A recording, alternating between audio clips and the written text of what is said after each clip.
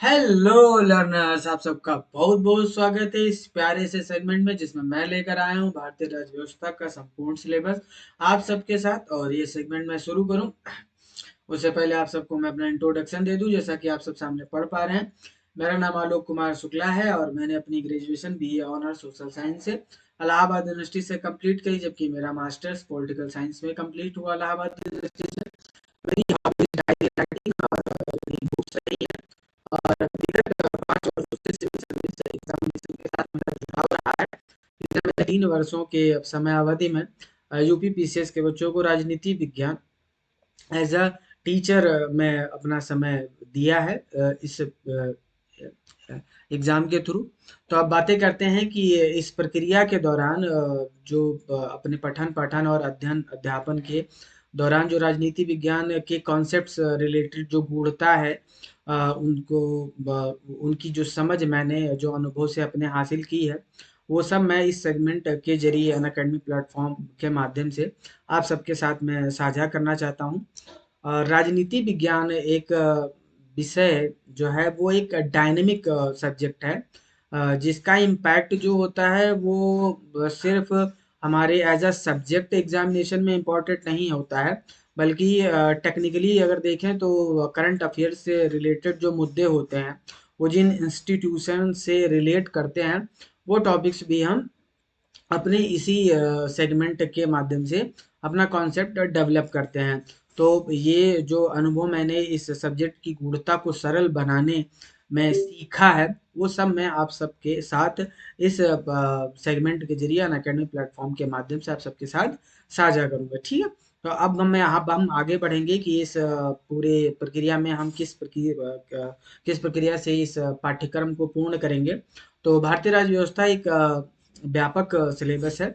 इसे मैंने समेकित रूप से 6 प्रमुख भागों में डिवाइड किया है, जिसके अंतर्गत हम व्यापक रूप से इससे जुड़े मुद्दों पर हम चर्चा करेंगे। जैसे कि हमारे पास जो पहला टॉपिक आता है वो आएगी संवैधानिक संरचना तथा राजनीतिक सिद्धांत। इसके अंतर्गत बहुत सारे मुद्दे होंगे, बहुत सारे टॉपिक्स होंगी जिन पर हम बातें करेंगे। अगला टॉपिक हमारा आता है मौलिक अधिकार, नीति निर्देशक तत्व और मौलिक कर्तव्य। और अगला टॉपिक जो हमारा आगे सामने आएगा वो आएगा शासन तंत्र, फिर संघ सरकार के प्रधान अंग, राज्य एवं स्थानीय सरकारें तथा संवैधानिक संस्था एवं आयोग। अब हम बातें करते हैं कि इन टॉपिक्स के अंतर्गत हम किन किन मुद्दों पर चर्चा करेंगे और किन किन मुद्दों पर बातें करेंगे। तो जो सबसे पहला टॉपिक आता है संवैधानिक संरचना तथा राजनीतिक सिद्धांत। इसमें जो राजनीतिक सिद्धांत का टॉपिक है, ये सबसे क्या है, ये राजनीति विज्ञान इंडियन पॉलिटी का क्या होगा, कोर पार्ट होगा, क्योंकि ये हमारी समझ इस विषय को लेकर क्या करेगा, विकसित करेगा। तो इसमें क्या होगा, सबसे पहले किन चीजों पर फोकस करेंगे, जैसे करते हैं मान लीजिए सबसे पहले बुनियाद से शुरू की जाती है। तो इसके अंतर्गत हम क्या सबसे पहले अध्ययन करेंगे, भारत क्या है, एक लोकतंत्रात्मक देश है। तो सबसे पहले हम क्या समझेंगे कि लोकतंत्र क्या होता है, ठीक है। और फिर हम समझे क्या गणराज्य क्या होता है, लिखा नहीं था भारत एक लोकतंत्रात्मक गणराज्य है। तो गणराज्य क्या होता है हम इसके अंतर्गत समझने की कोशिश करेंगे। भारत में संसदात्मक व्यवस्था है, तो हम संसदात्मक व्यवस्था क्या होती है, इसको संसदात्मक व्यवस्था क्या होती है इसको समझने की कोशिश करेंगे।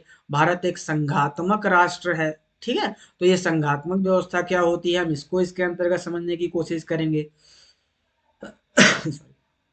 और भारत के राष्ट्रवाद को समझने की इसी के अंतर्गत हम क्या कोशिश करेंगे। और भारतीय राष्ट्रवाद जो है वो पश्चिमी राष्ट्रवाद से किस प्रकार से अलग है, वो क्या करेंगे, हम इसी टॉपिक के अंतर्गत समेकित करेंगे, ठीक है। और हमारा जो अगला टॉपिक आता है वो आता है संवैधानिक संरचना, यानी संविधान निर्माण की प्रक्रिया। तो संविधान निर्माण की प्रक्रिया को हम जब पढ़ना शुरू करें, सबसे पहले क्या करेंगे, संविधान निर्माण कैसे हुआ था, इसका ऐतिहासिक कालखंड क्या है, कैसी कैसी समितियां बनी थी, और जो संविधान निर्माण समिति थी उसमें जो लोग थे उनका चुनाव कैसे हुआ था, और जो समितियां बनी थी उनके अध्यक्ष कौन थे, उनका कार्य क्या था। जैसे प्रारूप समिति बनी थी, इसके कार्य क्या थे, इसके अध्यक्ष क्या थे। तो सबसे पहले हम इस टॉपिक के अंतर्गत क्या पढ़ेंगे, हम पढ़ेंगे संवैधानिक इतिहास, ठीक है।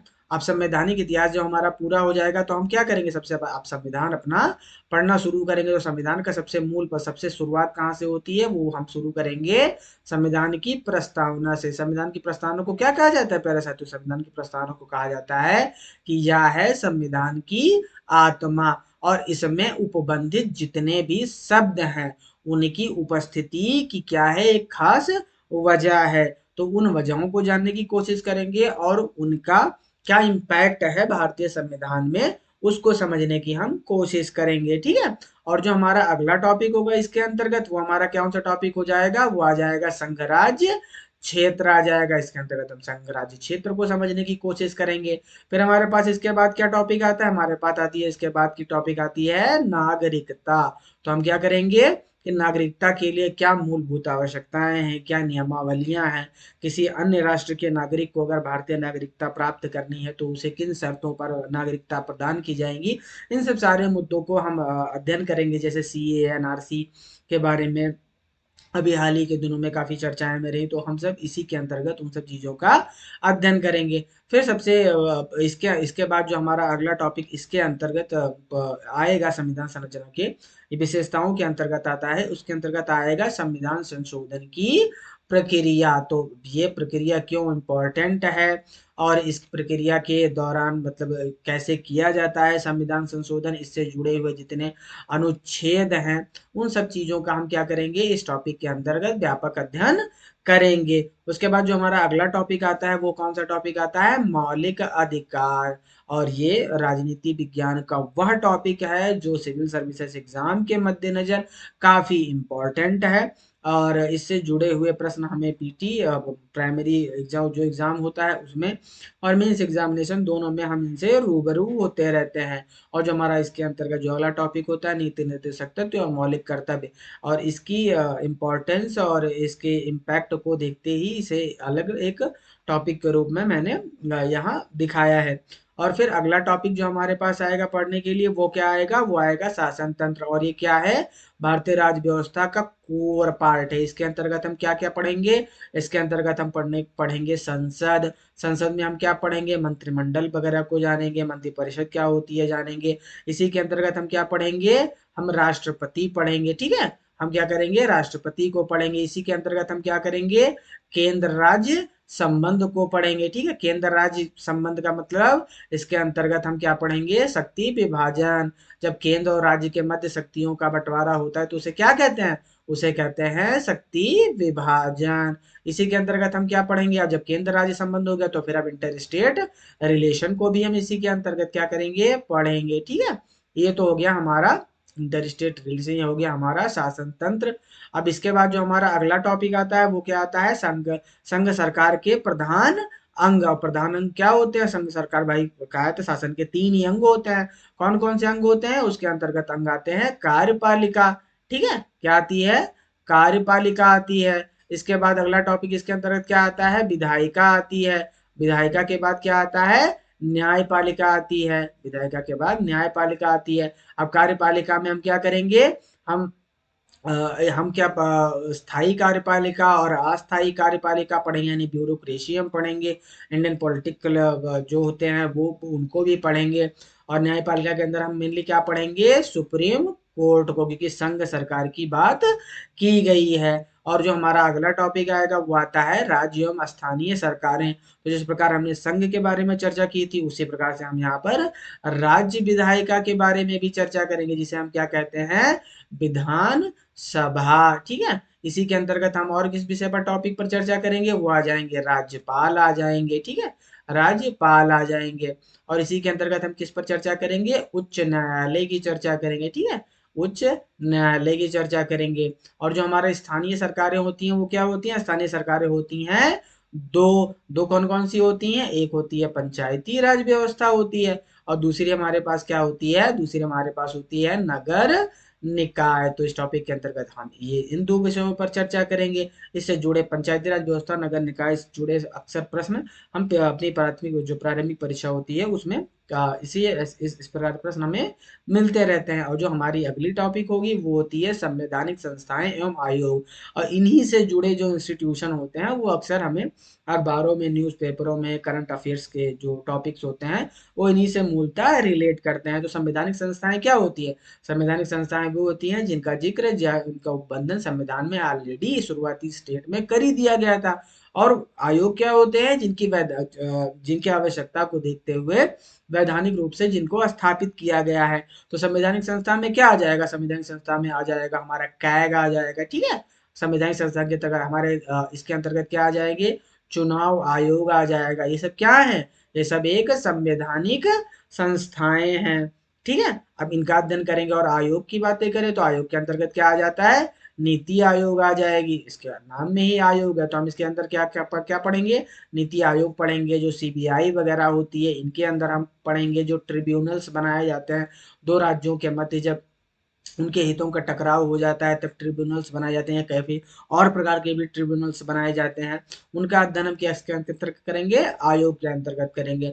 इस प्रकार से जो ये हमारा सिलेबस सेगमेंट होता है, इसको हमने व्यापक रूप से समझ लिया कि किन विषयों पर मतलब किस तरीके से हम चर्चा करेंगे।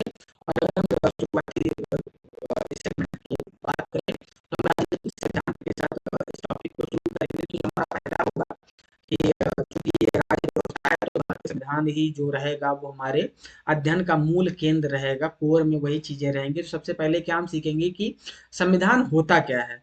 तो संविधान क्या होता है, संविधान नियमों कानूनों की एक पुस्तक होती है, एक सामान्य भाषा में समझना, ऐसी पुस्तक जिसमें नियम कानून उपबंधित किए गए हैं और उनकी वैधानिकता उसको मानने वालों ने प्रदान कर रखी है। जैसे एक परिवार होता है, परिवार को चलाने के लिए नियमों कानूनों की आवश्यकता होती है जो उनके हितों की रक्षा भी करते हैं, और वो नितांत भी होते हैं। तो उसे क्या कह सकते हैं, संविधान कह सकते हैं। जैसे कि ये परिभाषा लिखी गई कि संविधान एक मौलिक कानून है।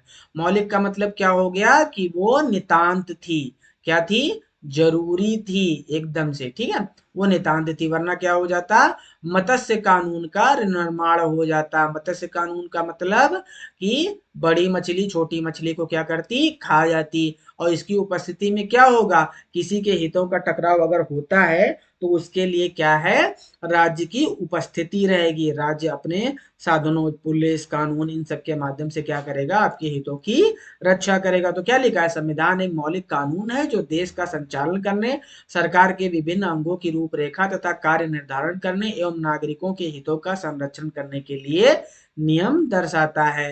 यानी अगर देखा जाए तो इसकी एक जो सबसे छोटी परिभाषा होगी वो क्या होगी कि संविधान जो होता है वो क्या होता है, वो कानूनों का क्या होता है, समुच्चय होता है। क्या होता है, कानूनों का समुच्चय होता है, जिसमें क्रमवार तरीके से कानूनों को उपबंधित किया जाता है। और इनकी वैधानिकता क्या होती है, इनकी वैधानिकता हम जनमानस जो हैं वो चुनाव प्रक्रिया के माध्यम से प्रदान करते हैं। क्योंकि संप्रभुता का वास किसमें होता है, फाइनल वास तो क्या होता है, जनमानस में होता है। वैसे तो ये संसद में जाती है, और संसद में जाती क्यों है, क्योंकि हम नागरिक चुनाव के माध्यम से अपनी संप्रभुता प्रदान कर देते हैं, ठीक है। नागरिक प्रदान कर देते हैं संप्रभुता, ठीक। तो अब अगला टॉपिक आता है कि अगर हितों का टकराव होता है, इससे कानून कोई नया विधान बना दिया, जैसे हमने तो वैधानिकता चुनाव के माध्यम से इन्होंने दे दी, और संसद भवन में जाकर कोई और कानून बना दिए जिनसे क्या हो गया, हमारे हितों का टकराव हो गया, कोई विधान कर दिए। तो इसके लिए क्या व्यवस्था की जाती है, सबसे पहले मौलिक अधिकार को, जैसे इसमें लिखा गया है कि मौलिक अधिकार क्या है, मौलिक अधिकार राज्य प्रदत्त वे अधिकार हैं जिन्हें राज्य अपने नागरिकों को अपने ही विरुद्ध प्रदान करता है। मतलब हमने अपनी तो संप्रभुता संसद को दे ही दी, अब संसद से हम भी तो जिएंगे, हम भी तो इसी शासन तंत्र में रहने वाले हैं। तो उन्होंने क्या किया कि संसद ने हमें या राज्य ने हमें वो अधिकार दे के, कर देखो हम इससे परे होकर तुम्हारे हितों का उल्लंघन करते हैं तो उसके विरुद्ध तुम कहाँ जा सकते हो, न्यायालय में जा सकते हो। तो राज्य में क्या होता है, न्यायालय की स्थापना की गई, ठीक है। अब ये न्यायालय की स्थापना की गई जहां हम सुप्रीम कोर्ट और हाई कोर्ट में जाकर अपने मौलिक अधिकारों की रक्षा के लिए गुहार लगा सकते हैं, या जो ऐसी नियमावली बन चुकी हैं जो हमारे हितों का अब वर्तमान समय में उल्लंघन कर रही हैं, तो उनके लिए भी हम याचिका डालते हैं। तो क्या होता है, हमारी जो न्यायतंत्र है वो उस पर विचार करता है और फिर हमारा विधान आता है, वो नियम बदल जाता है। तो इस प्रकार से यह सेगमेंट पूरा हुआ और इसकी व्यापक चर्चा हम इसके संपूर्ण सेगमेंट में करेंगे। आप सबका बहुत बहुत धन्यवाद और थैंक यू वेरी मच।